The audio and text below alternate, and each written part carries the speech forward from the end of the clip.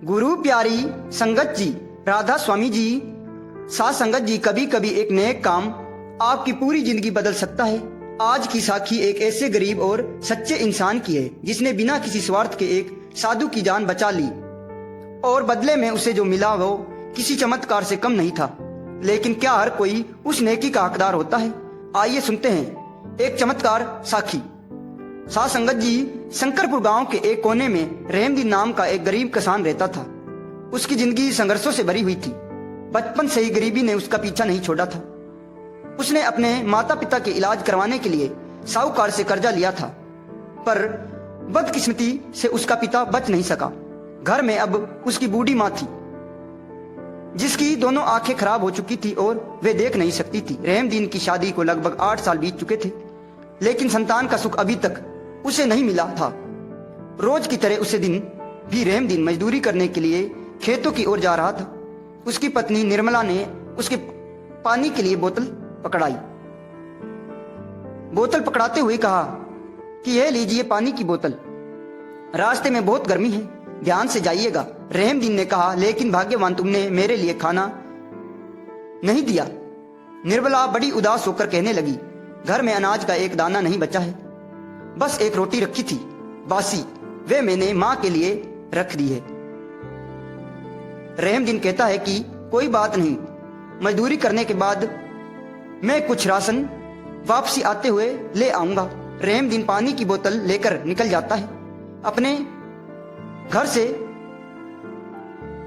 रास्ते में वे सोचता है कि जिंदगी कब बदलेगी, क्या मेरा परिवार को कभी सुख नसीब होगा या नहीं। ये सोचते सोचते रहमदीन आगे बढ़ ही रहा था, तभी वे देखता है कि एक बूढ़ी औरत वहां पर बेहोश होकर पड़ी थी। रहमदीन उसके पास जाता है और कहता है कि माता उठो। रहमदीन अपनी बोतल से पानी निकालता है और उस बूढ़ी माता के चेहरे पर छिड़कता है। फिर उस बूढ़ी औरत को जब होश आता है तो रहमदीन कहता है कि माता, आप ये बेहोश कैसे पड़ी थी?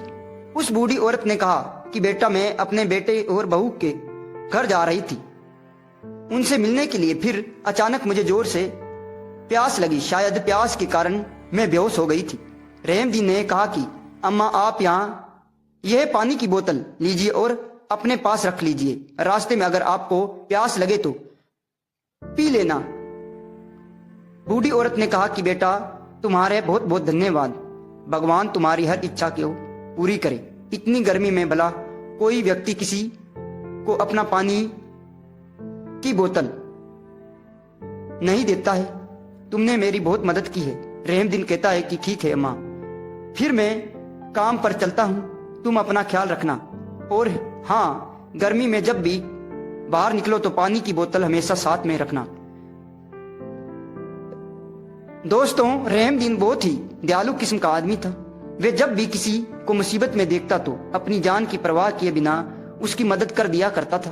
और फिर रहमदीन बूढ़ी अम्मा को पानी की बोतल देकर अपने काम की ओर निकल पड़ता है।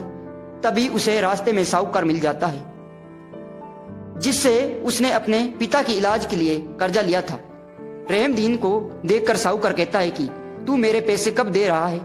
अब बहुत हो गया है, मैं इंतजार नहीं कर पा रहा हूं। रहमदीन कहता है कि साहूकार जी, कुछ समय और दे दीजिए, मैं आपके पैसे चुका दूंगा। रहमदीन की बात सुनकर के साहूकार कहता है कि अरे रहमदीन, तुम्हारी ये बात मैं बहुत सालों से सुन रहा हूं, अगर तुमने इस महीने पैसे नहीं दिए तो तुम अपने घर मुझे खाली कर देना। साहूकार की बात सुनकर के रहमदीन कह नहीं देता और सिर झुका करके वहां से चुपचाप निकल जाता है। साथ संगत जी, रहमदीन जब खेत पर पहुंचता है तो खेत का मालिक वहां पहले से ही गुस्से में खड़ा होता है। रहमदीन से पूछता है, कहता है कि कितनी देर बाद आ रहे हो? तू आता है तो इस महीने की मजदूरी तुमको नहीं मिलेगी। साहूकार की बात सुनकर के रहमदीन कहता है कि मालिक, रात भर मां की तबीयत खराब थी, सुबह जल्दी उठा नहीं पाया।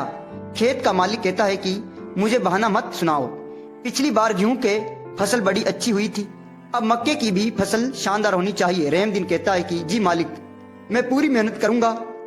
दोपहर की धूप तेज आती है, रहम दिन पसीने से तितर बितर होकर के खेतों में जुटा रहता था। काम करते करते शाम हो जाती और रहम दिन मजदूरी के बाद जब गांव के लाला धनीराम की दुकान पर जाता तो कहता है कि लाला जी थोड़ा सा राशन दे दो, घर में कुछ भी नहीं है खाने को, माँ और पत्नी दोनों भूखे हैं। लाला धनीराम कहता है कि पहले जो पिछला उधार लिया था उसे हिसाब पूरा कर दो, फिर नया राशन मिलेगा। मैं कोई मुफ्त की दुकान नहीं चलाता। रहम दिन सिर झुकाने लेता है। दिल भारी हो जाता है और वह चुपचाप लौट पड़ता है।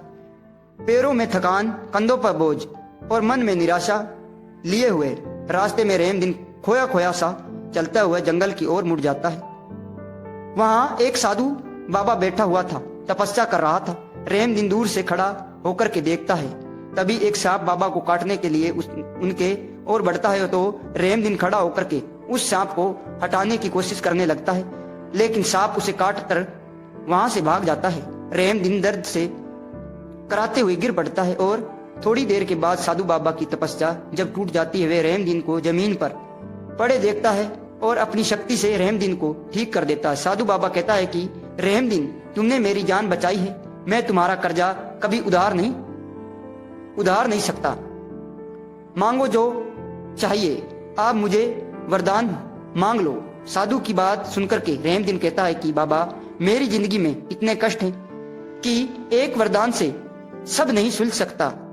मेरी माँ देख नहीं सकती, संतान मुझे है ही नहीं, यानी हमारी संतान है नहीं, कर्जा भी सिर पर चढ़ा है। साधु बाबा ने कहा कि मैं केवल तुझे एक ही वरदान दे सकता हूं, सोच समझकर मांगना। फिर रहम दिन इस दुविधा में पड़ गया और मां की आंखों की रोशनी मांगू तो कर्जा और संतान की समस्या खत्म नहीं होती है, अगर संतान मांग लूं तो मां आंधी रहती ही जाती है। अगर संतान मांगू तो मां आंधी रह जाती है, और अगर कर्जा उतारने की बात करूं तो संतान और मां की समस्या खत्म नहीं होगी। रहम दीन कहता है कि बाबा जी, एक दिन का मुझको समय दे दीजिए, मैं सोच कर बताऊंगा। साधु बाबा कहता है कि ठीक है बेटा, मैं तुम्हें एक दिन का समय देता हूं, कल तुम इसी जगह इस समय आकर के मुझसे मिलना है। रहम दिन घर वापस लौट जाता है, लेकिन भूख पेट पूरी रात सोचता रहता है कि मां की आंखें मांगू, संतान मांगू या कर्जा या छुटकारा मांगू। साध संगत जी, सूरज की पहली किरण के साथ रामदेव की आंखें खुल जाती हैं। रात भर सोचते सोचते उसकी आंखें लाल हो चुकी थी, लेकिन अब उसे का मन ठोस फैसला ले चुका था। वे जिंदगी और वे जल्दी से तैयार होकर के और बिना कुछ खाए साधु बाबा के पास जाने के लिए निकल पड़ता है। जंगल में पहुंचते ही उसने देखा कि साधु बाबा ध्यान में वहीं बैठा हुआ था। वे चुपचाप उनके सामने जाकर के खड़ा हो जाता है। कुछ देर के बाद साधु बाबा जब आंखें खोलता है तो मुस्कुराते हुए कहता है कि बेटा, तुम आ गए, क्या सोच के लिया है तुमने, कौन सा वरदान चाहते हो? रामदीन ने कहा। रहमदीन ने गहरी सांस लेते हुए और बड़ी ही आत्मविश्वास के साथ कहा कि बाबा, मैं चाहता हूं कि सोने के पालने में झूलते हुए मेरे लाल को मेरी मां अपनी आंखों से देख ले। साधु बाबा ये सुनकर के चौंक गया। रहमदीन ने एक ही वरदान में सब कुछ मांग लिया था। अगर मां की आंखें ठीक होगी तो वह देख सकती है, अगर बच्चा होगा तो संतान की समस्या हल हो जाएगी, और अगर सोने का पालना होगा तो गरीबी दूर हो जाएगी। साधु बाबा ने कहा कि तेरा ये इच्छा जरूर पूरी होगी बेटा, जा अपने घर। रहमदीन जब घर पहुंचा तो उसके जीवन की सबसे बड़ी खुशियां उसका इंतजार कर रही थी। उसकी मां की आंखें की रोशनी लौट चुकी थी, उसकी पत्नी गर्भवती थी और उसका टूटा फूटा घर राजमहल जैसा बन चुका था। कमरे में एक सुनहरा झूला रखा हुआ था। रहम दिन की आंखों से आंसू बह निकले। ये चमत्कार था या भगवान का न्याय। रहम दिन अपनी माँ से पूछने लगा कि माँ, अब आप देख सकती हैं क्या? माँ ने कहा, हाँ बेटा, मैं सब कुछ देख सकती हूँ। भगवान ने मेरी सुन ली है। देख, तेरी गीता भी माँ बनने वाली है, निर्मला भी माँ बनने वाली है। और ये देखो, ये सोने का पालना हमारे बच्चे के लिए है। संगत जी कहते हैं कि इस दुनिया में बहुत से लोग ऐसे भी होते हैं जो अपने दुख से नहीं बल्कि दूसरों के सुख से दुखी रहते हैं। रहम दिन की इस सफलता को देखकर के उसके पड़ोसी चौंक गए। उसने कभी सोचा भी नहीं था कि रहम दिन, जो कुछ पहले दिनों तक एक गरीब मजदूर हुआ करता था, अब इतना संपत्ति हो जाएगी। शगन ने रहम दिन के नए घर को देखा। उसकी माँ की आंखें की रोशनी लौट गई थी। उसकी पत्नी गर्भवती हो चुकी थी और सोने का पालना घर के आंगन में चमक रहा था। यह सब देख करके शगन के मन में ईर्ष्या पैदा हो गई। यह रहम दिन तो बड़ा भाग्यशाली निकला। अभी कुछ दिन पहले तक तो ये मेरे साथ मजदूरी कर रहा था और अब देखो महल में रह रहा है। आखिर उसे ये सब कैसे मिला चुका है? वे रहम दिन से मिलने के बहाने उसके घर पहुंचता है। कहने लगता है, अरे रहम दिन भाई, बहुत बहुत बधाई हो, अब तुम्हारी दुनिया ही बदल चुकी है। रहम दिन ने कहा कि हाँ भाई शगन, भगवान की कृपा से सब कुछ ठीक हो गया है। शगन ने कहा, लेकिन भाई ये सब कैसे हुआ? इतनी जल्दी इतनी तरक्की तुमने कैसे कर ली? रहम दिन ने पूरी ईमानदारी के साथ सारी कहानी शगन को सुना दी। यह सुनकर के शगन के मन में एक नई लालच जाग गई उठी। शगन लालच और ईर्ष्या से भरा हुआ था। वे मन ही मन सोच रहा था कि अगर रहम दिन को वरदान मिल सकता है तो उसे क्यों नहीं मिले सकता। लेकिन वह चाहता था कि उसे रहम दिन से भी बड़ा और शक्तिशाली वरदान मिल जाए। इसी लालच के साथ वे अंधेरे में ही जंगल की ओर निकल पड़ता है। जंगल में पहुंचते ही वे शांत रहस्यमय वातावरण ने शगन के मन में हल्की घबराहट भर दी थी, लेकिन अपने लालच की ताकत बना करके वे आगे बढ़ता गया और जल्दी ही वे उस स्थान पर जा पहुंचा जहां साधु बाबा अपनी तपस्या में लीन था। साधु बाबा को देख करके शगन मन में विचार करने लगा कि यह वही साधु बाबा है जिन्हें रहम दिन को वरदान दिया था। लेकिन ये तो ध्यान में मस्त है, इन्होंने किसी प्रभावित करूं। शगन ने रमन से कहा। रहम दिन से सुनी हुई पूरी कहानी याद की। रहम दिन ने साधु बाबा की जान बचाई थी, तभी उसे वरदान मिला था। शगन ने अपनी मन में विचार किया कि अगर वह भी कुछ ऐसा ही करे तो साधु बाबा उसे भी वरदान दे देगा। और वे इधर उधर देखने लगा और अचानक उसे एक बड़ा सा पत्थर दिखाई दिया। उसके मन में एक चालाकी भरे विचार आया। शगन ने वह पत्थर को उठा लिया और चुपके से साधु बाबा के पास जाकर के रख दिया। फिर उसने एक लकड़ी उठाई और पत्थर पर जोर जोर से मारा, जिससे तेज आवाज हुई, लेकिन साधु बाबा का ध्यान अवस्था में कोई रुकावट नहीं आई। शगन को लगा कि वे सफल हो जाएगा। फिर वह खुद ही जमीन पर गिर पड़ा और जोर जोर से चिल्लाने लगा, अरे ये क्या हो गया? सांप ने मुझे काट लिया, कोई बचा लो। उसकी चीखें पूरी जंगल में गूंजने लगी, लेकिन साधु बाबा अभी भी शांत बैठा था। कुछ ही पल बाद उन्होंने जब धीरे से अपनी आंखें खोली और शगन की ओर तरफ देखा तो उनकी दृष्टि गंभीर थी, मानो वे सब कुछ समझ चुका था। आंखें खोलते ही साधु बाबा ने कहा कि बालक, तुम कौन हो और यहाँ नाटक क्यों कर रहे हो? शगन का चेहरा जो था वे बिल्कुल फीका पड़ चुका था।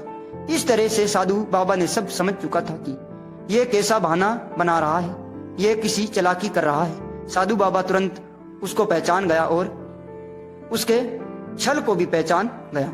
फिर भी वे अपनी चालाकी से बाहर निकलने का प्रयास करने लगा।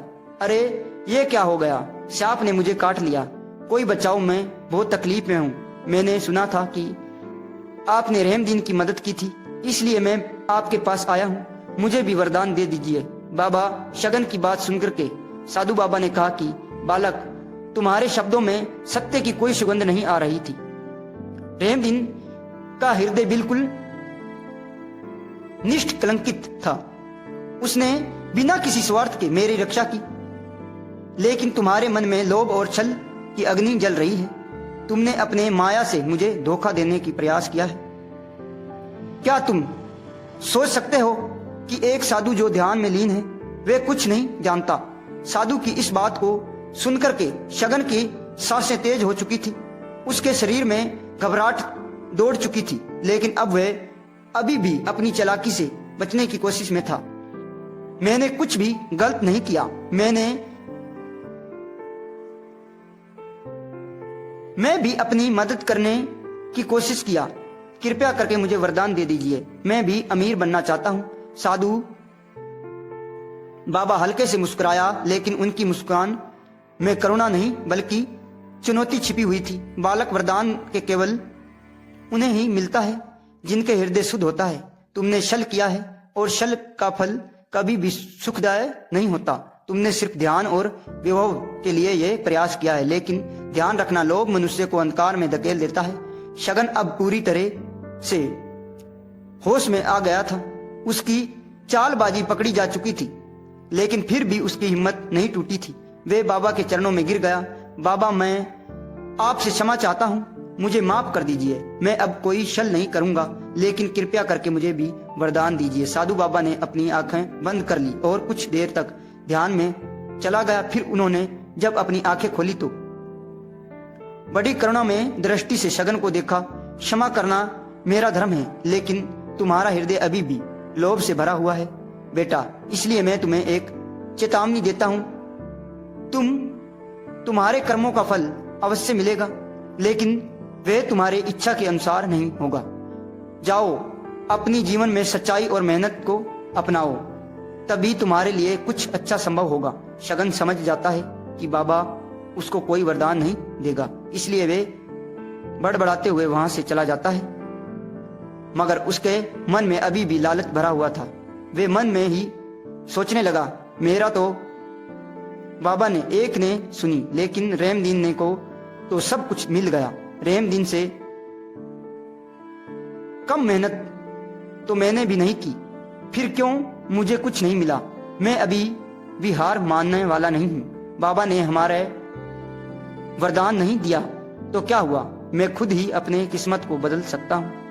और अगले दिन शगन रात को इंतजार करते हैं, और जैसे ही आधी रात होती है तो शगन धीरे से उठता है और रहमदीन के घर के ओर बढ़ जाता है। और रात के सन्नाटे में और अंधेरे उसे डराते तो, लेकिन लालच का नशा उसके डर पर हावी हो जाता है। वो रहमदीन के घर के पीछे से अंदर घुस के बस बिना कोई आवाज किए काम करता है। रहमदीन और उसका परिवार गहरी निंद्रा में सोया हुआ था। अगर मुझे पकड़ लिया गया तो पूरे गांव मुझे चोर कहेगा। वे दबे पांव अंदर जाता है। चांदनी हल्की रोशनी में कमरा उजाला हो रहा था।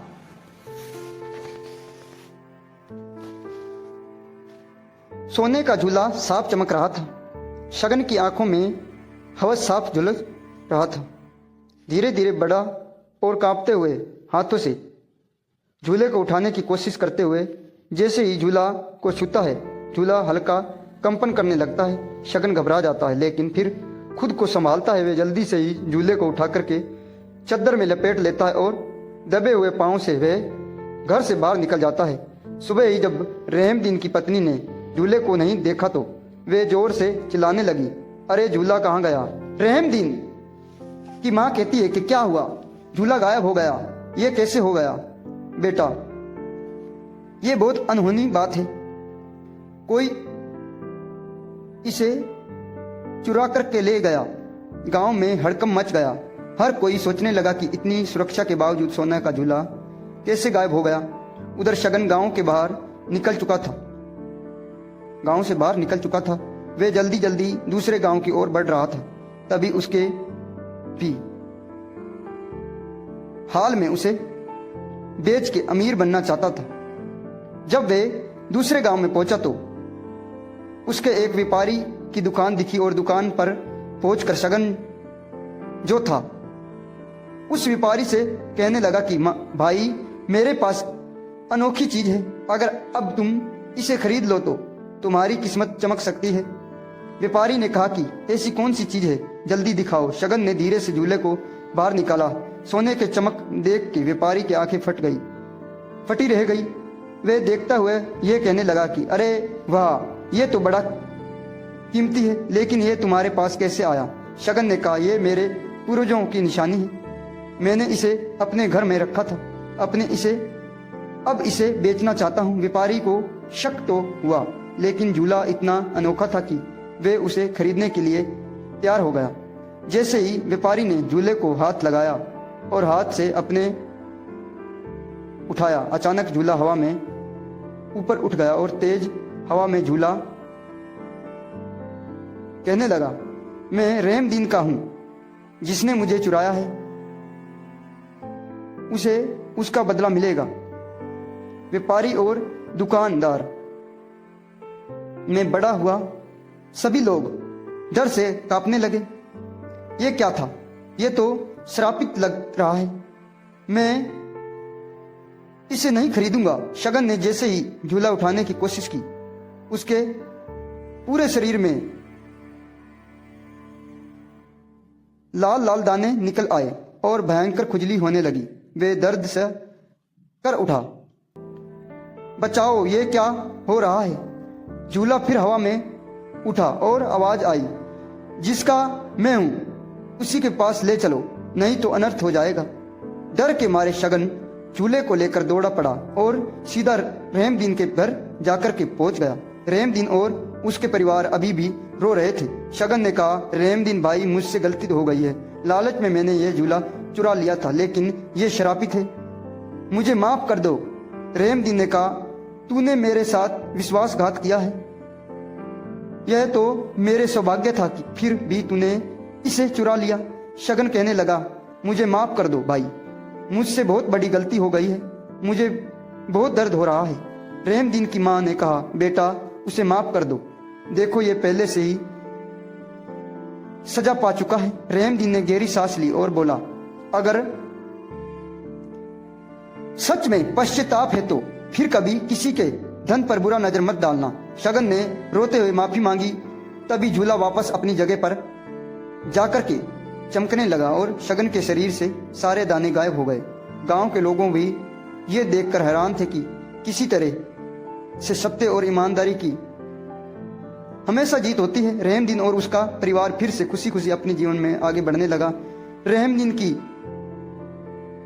तरह मेहनत करने वाले को ही असली सफलता और खुशी मिलती है। किस्मत से ज्यादा मेहनत पर विश्वास करना चाहिए, क्योंकि भगवान भी उन्हें की मदद करता है जो खुद अपनी मदद करता है। किस्मत हमें यह सिखाती है कि हमें हमेशा ईमानदारी, मेहनत और सच्चाई के साथ रास्ते पर चलना चाहिए। लालच से बचना चाहिए और अपने कर्मों का पर विश्वास करना चाहिए। साथ संगत जी, राधा स्वामी जी, इस साखी से हमें एक बहुत बड़ी सीख मिलती है। सच्चे दिल से किया गया कोई भी अच्छा काम कभी व्यर्थ नहीं जाता, लेकिन अगर कोई छल कपट से उस फल को पाने की कोशिश